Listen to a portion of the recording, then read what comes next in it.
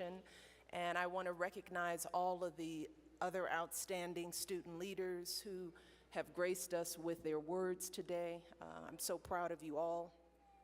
I also want to thank the governors, the tribal leaders, elders, the Board of Trustees, along with the superintendent and your amazing principal, your teachers and staff. I wish I could meet you all. I wish I could spend a whole week with you. I also want to thank the Tewa dancers who performed for us today. Absolutely. And of course, last but not least, to the class of 2016, you all did it! Woo! Woo! You're here, you did it, you made it. After so many long afternoons and late nights studying for exams, writing papers, after countless hours preparing to present your senior honors projects to your communities, after all those jalapeno nachos you ate at the EAC. Yes, I heard about that. You did it. You're here. You made it. And we are all so very, very proud of you. I love you all so much. And today I want just to take a moment once again to look around this beautiful auditorium at the people who helped you on your journey, your families and friends, everyone in your school and your communities, all the people who pushed you and poured their love into you and believed in you even when you didn't believe in yourself sometimes. Today is their day too, right? So let's, graduates, give them a big old loud shout out and love to our families. Thank you all. Yes. And that's actually where I want to start today, with family, in particular with my own family. I want to tell you about the people who came before me and how they made me who I am today. I am the great-great-granddaughter of Jim Robinson, who was born in South Carolina, lived as a slave, and is likely buried in an unmarked grave on the plantation where he worked. I am the great-granddaughter of Fraser Robinson, an illiterate houseboy who taught himself to read and became an entrepreneur, selling newspapers and shoes. I am the granddaughter of Fraser Robinson Jr., who left the only life he'd ever known to move his family north, seeking a place where his children's dreams wouldn't be so limited by the color of their skin. And I am the daughter of Fraser Robinson III and Marion Robinson, who raised me and my brother in a tiny apartment on the south side of Chicago, just upstairs from my elderly great aunt and uncle, who my parents cared for, and just blocks away from our extended family, a host of grandparents and aunts and uncles and cousins who were always in and out of each other's homes and lives, sharing stories and food and talking and laughing for hours. And while my parents were products of segregated schools, and neither of them had an education past high school, they knew with every bone in their bodies that they wanted their kids to go to college. That was their mission from the day we were born. So my mother volunteered at our school so that she could make sure we were taking our studies seriously. And my father worked as a pump operator at the city water plant, saving every penny for our college tuition. And when my father was diagnosed with multiple sclerosis, a disease that affected his muscles and made it hard for him to walk and even dress himself in the morning, I remember he hardly ever missed a day of work.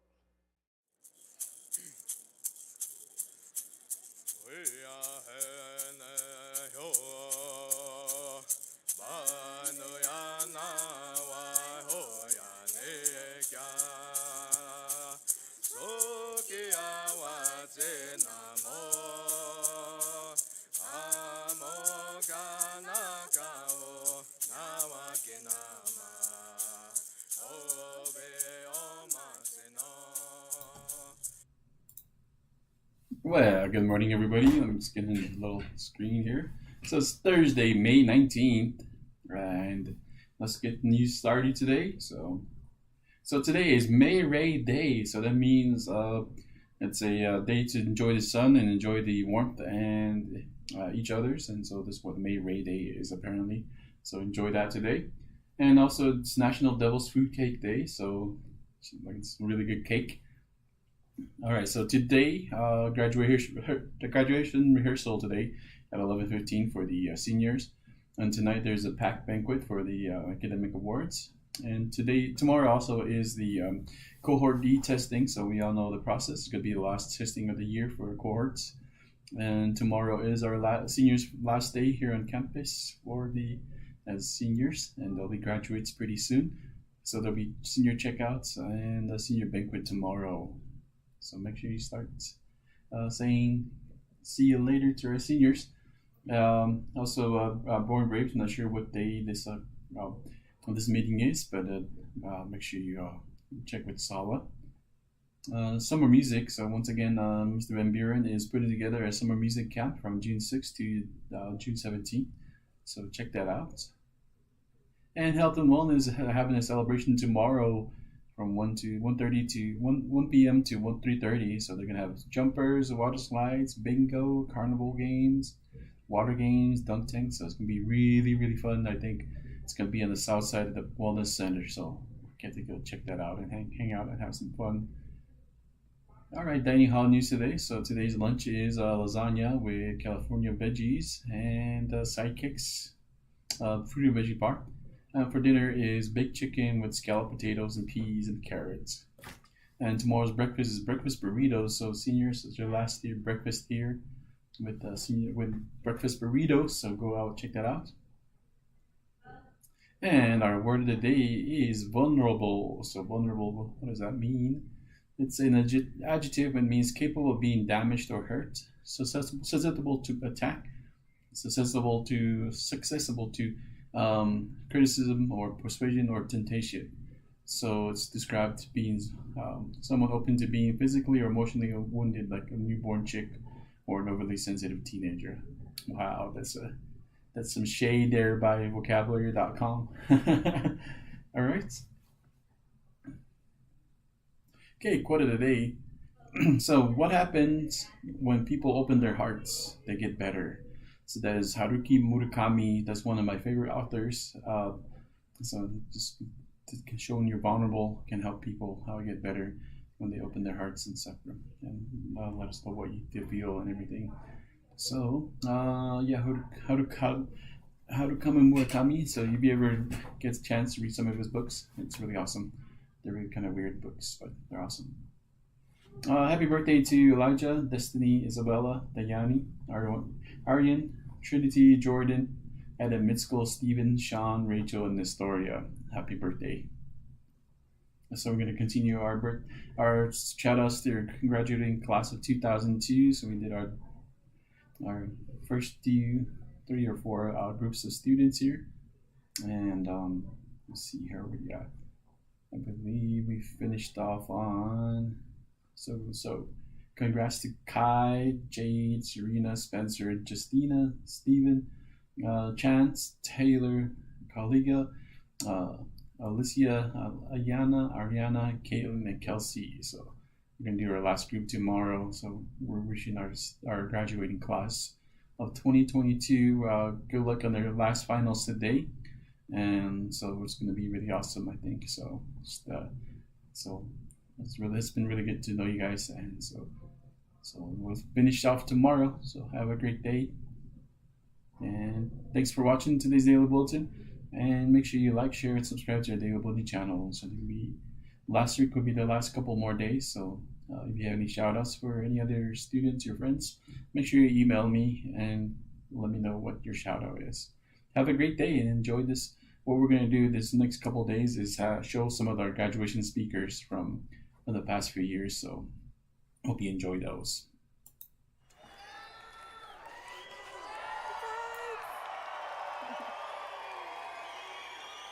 Oh, please be seated. Good afternoon, everyone. Oh, It is beyond an honor and a pleasure to be with you all today.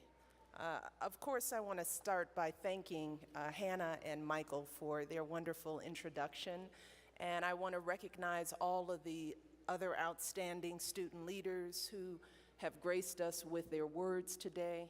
I'm so proud of you all. I also want to thank the governors, the tribal leaders, elders, the Board of Trustees, along with the superintendent and your amazing principal, your teachers and staff. I wish I could meet you all. I wish I could spend a whole week with you. I also want to thank the Tewa dancers who performed for us today. Absolutely. And of course, last but not least, to the class of 2016, you all did it! Woo! Woo! You're here, you did it, you made it. After so many long afternoons and late nights studying for exams, writing papers, after countless hours preparing to present your senior honors projects to your communities, after all those jalapeno nachos you ate at the EAC. Yes, I heard about that. You did it. You're here. You made it. And we are all so very, very proud of you. I love you all so much. And today I want just to take a moment once again to look around this beautiful auditorium at the people who helped you on your journey. Your families and friends, everyone in your school and your communities, all the people who pushed you and poured their love into you and believed in you, even when you didn't believe in yourself sometimes. Today is their day too, right? So let's, graduates, give them a big old loud shout out and love to our families. Thank you all. Yes. And that's actually where I want to start today, with family, in particular with my own family. I want to tell you about the people who came before me and how they made me who I am today. I am the great-great-granddaughter of Jim Robinson, who was born in South Carolina, lived as a slave, and is likely buried in an unmarked grave on the plantation where he worked. I am the great-granddaughter of Fraser Robinson, an illiterate houseboy who taught himself to read and became an entrepreneur, selling newspapers and shoes. I am the granddaughter of Fraser Robinson Jr., who left the only life he'd ever known to move his family north, seeking a place where his children's dreams wouldn't be so limited by the color of their skin. And I am the daughter of Fraser Robinson III and Marion Robinson, who raised me and my brother in a tiny apartment on the south side of Chicago, just upstairs from my elderly great aunt and uncle, who my parents cared for, and just blocks away from our extended family, a host of grandparents and aunts and uncles and cousins who were always in and out of each other's homes and lives, sharing stories and food and talking and laughing for hours. And while my parents were products of segregated schools, and neither of them had an education past high school, they knew with every bone in their bodies that they wanted their kids to go to college. That was their mission from the day we were born. So my mother volunteered at our school so that she could make sure we were taking our studies seriously. And my father worked as a pump operator at the city water plant, saving every penny for our college tuition. And when my father was diagnosed with multiple sclerosis, a disease that affected his muscles and made it hard for him to walk and even dress himself in the morning, I remember he hardly ever missed a day of work, no matter how sick he was, no matter how much pain he was in. And let me tell you, I will never forget the look of pride on his face and on my mom's face as I walked across the stage at Princeton University and 3 years later at Harvard Law School to accept my diplomas. Degrees that have given me opportunities that my parents never could have dreamed of for themselves. So graduates, this is my story. And I'm sharing this with you because when I heard that when you were first brainstorming about who to invite to your commencement and someone suggested me or my husband, some of you thought that that was an impossible dream, that it just wasn't realistic to think that people like us would ever visit a school like yours. Well, today I want you to know that there is nowhere I would rather be than right here with all of you.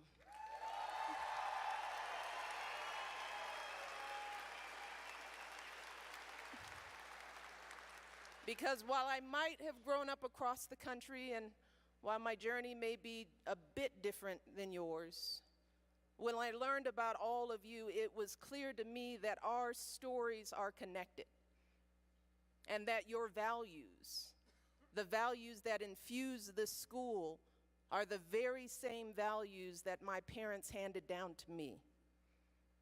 See, I learned respect from how my parents cared for my great aunt and uncle. How my mother would wake up in the middle of the night to check on my great aunt. How my father would prop himself up against the bathroom sink each morning, leaning hard on his crutches to give my great uncle a shave. I learned integrity from my parents, that living a good life is not about being wealthy or powerful. It's about being honest and doing what you say you're going to do. It's about how you act when no one is watching, and whether you're the same person on the outside as you are on the inside. My parents, yes.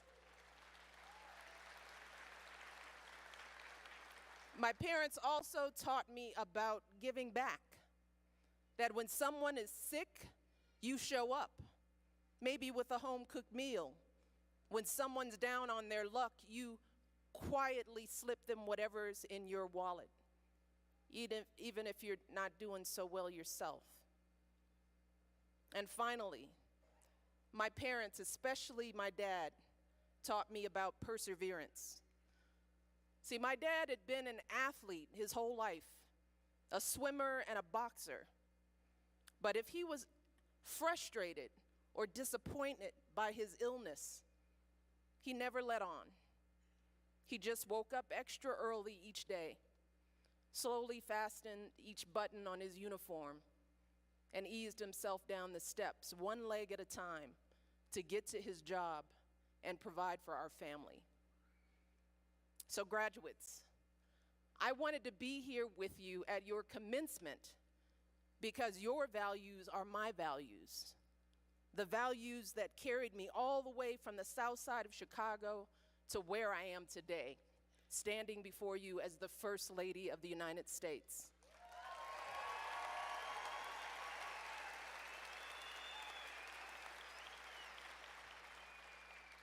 I also wanted to be here because your stories, your achievements, your contributions in the story of this school inspire me.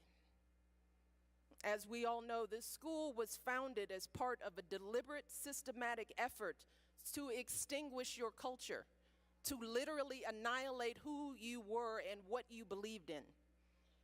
But look at you today. The native languages that were once strictly forbidden here now echo through hallways and in your dorm room conversations at night.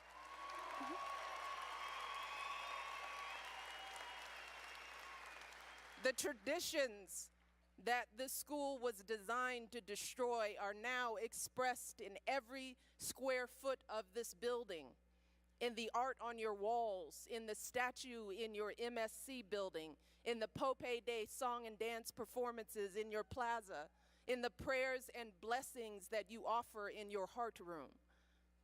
And the endless military drills and manual labor that those early students endured have been replaced by one of the best academic curriculums in the country.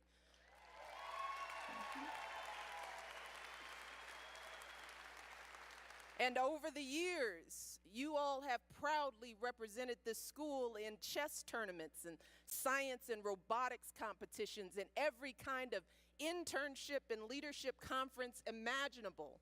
And nearly all of you are going on to college. And as the superintendent said, you've earned more than $5 million in scholarships this year. That is breathtaking. Breathtaking.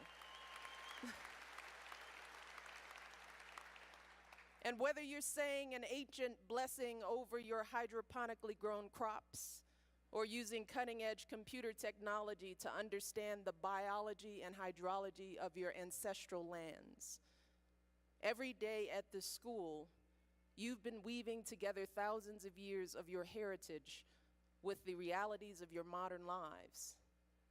And all of that preparation and hard work, graduates, is so critically important because make no mistake about it, you all are the next generation of leaders in your communities, and not years from now or decades from now, but right now.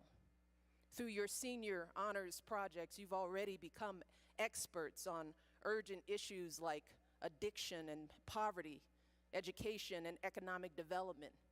And so many of you have already stepped up to implement your projects in your communities, hosting a fun run to raise awareness about domestic violence and diabetes, leading a traditional foods cooking demonstration, supporting seniors and teen parents, and doing so much more. And as you begin the next phase of your journey, please remember that your communities need even more of your energy and expertise. They need you to bring home additional knowledge and skills to more effectively address the challenges your communities face. That's why it is so important for all of you to hold fast to your goals and to push through any obstacles that may come your way. And here's the thing, I guarantee you that there will be obstacles, plenty of them. For example, when you get to college or wherever else you're going next, it's going to be an adjustment. College was certainly a huge adjustment for me. I had never lived away from home or away from my family for any length of time, so there were times when I felt lonely and overwhelmed during my freshman year. And what I want you to remember is if that happens to you, I want you to keep pushing forward. Just keep pushing forward, and I want you to reach out and ask for help. I know your teachers tell you that all the time, but please understand that no one gets through college or life for that matter alone. No one. I certainly didn't. So the minute you feel like you're struggling, the minute, I want you to ask for help. Don't wait. Seek out a professor you trust. Go to the writing center or the counseling center. Talk to older students who know the ropes and can give you some advice. And if the first person you ask isn't friendly or helpful, then ask a second person, and then a third and a fourth. My point is, keep asking until you get the answers you need to get you back on track. Do you understand me?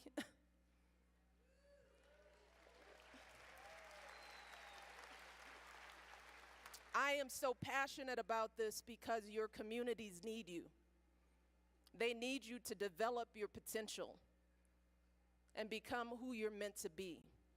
And that goes for any student in here who is thinking about dropping out, who is feeling discouraged. Your community needs you. And more than ever before, our world needs you too. And you don't need your first lady to tell you that. All you have to do is tune into the news, and you'll see that right now some of the loudest voices in our national conversation are saying things that go against every single one of the values that you've been living at this school.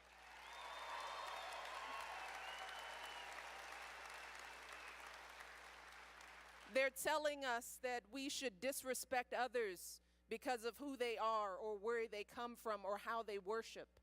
They're telling us that we should be selfish, that folks who are struggling don't deserve our help, that we should just take what we can from life and not worry about anyone else. And they're saying that it's okay to keep harming our planet and using our land, our air, our water, however we wish. But graduates, you all know that those are not the values that shape good citizens. Those are not the values that build strong families and communities and nations. You know this. So we desperately need your voices and your values in this conversation, reminding us that we're all connected. We're all obligated to treat one another with respect, to act with integrity, to give back to those in need. Now, I know that perhaps I'm asking a lot of all of you, and I know that sometimes all those obligations might feel like a heavy burden. I also know that many of you have already faced and overcome challenges in your lives that most young people can't even begin to imagine. Challenges that have tested your courage, your confidence, your faith, and your trust. But graduates, those struggles should never be a source of shame, never. And they are certainly not a sign of weakness, just the opposite. Those struggles are the source of your greatest strengths, because by facing adversity head on and getting through it, you have gained wisdom and maturity beyond your years. I've seen it in you. You've developed resilience that will sustain you throughout your lives. You've deepened a well of compassion within yourselves that will help you connect with and give back to others who struggle. And most of all, you have taken your place in the long line of those before you whose continued survival in the face of overwhelming threats should inspire you every day of your lives. Every day. I'm talking about many of your ancestors who came together to lead a revolt, risking their lives to preserve their traditions. I'm talking about your predecessors at this school who defied the rules by speaking their own languages and running away to attend ceremonial dances back home. And I'm talking about the leaders who reclaimed and reopened this school for you, rebuilding it in your image and the image of your communities. Graduates, all of these people and so many more have worked so hard and sacrificed so much so that you could be sitting in these seats on this glorious day celebrating your graduation. And as we honor their legacy today, I'm reminded of how some of your communities have seeds that your ancestors have been planting and harvesting for thousands of years, long before America was even an idea.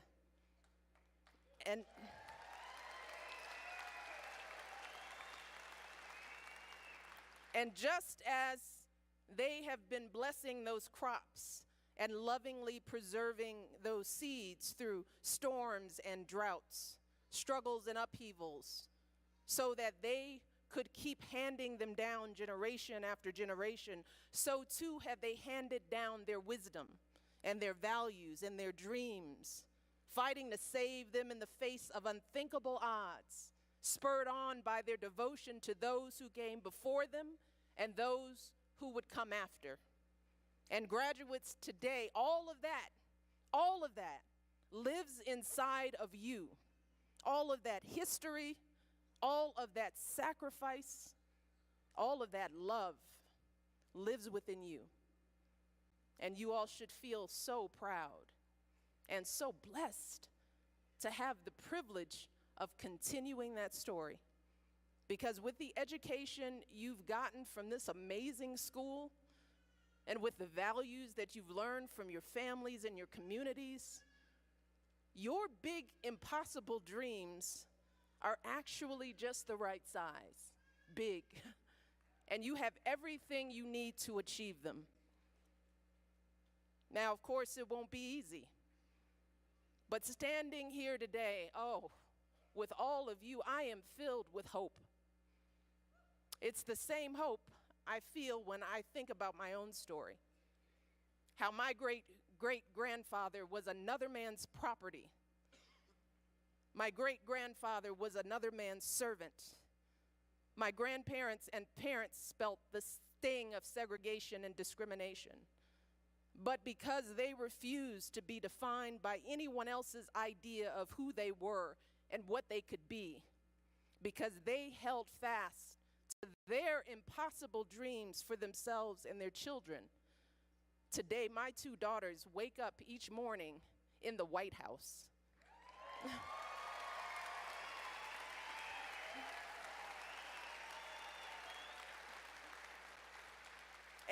And every day, I try my best to pass down to my girls that same love and that same dreaming spirit that Marion and Fraser Robinson passed down to me.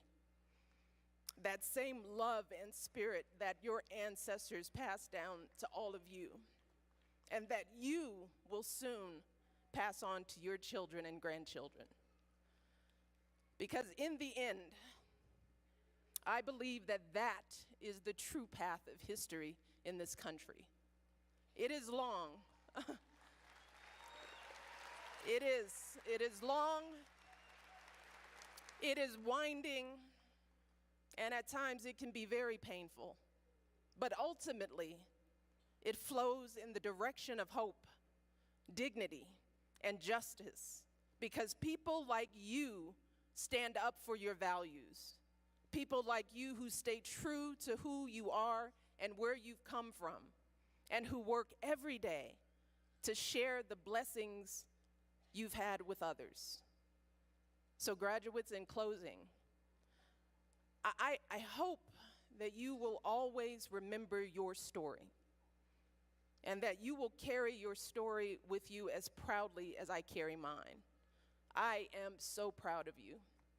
I am so excited for you to continue this extraordinary journey.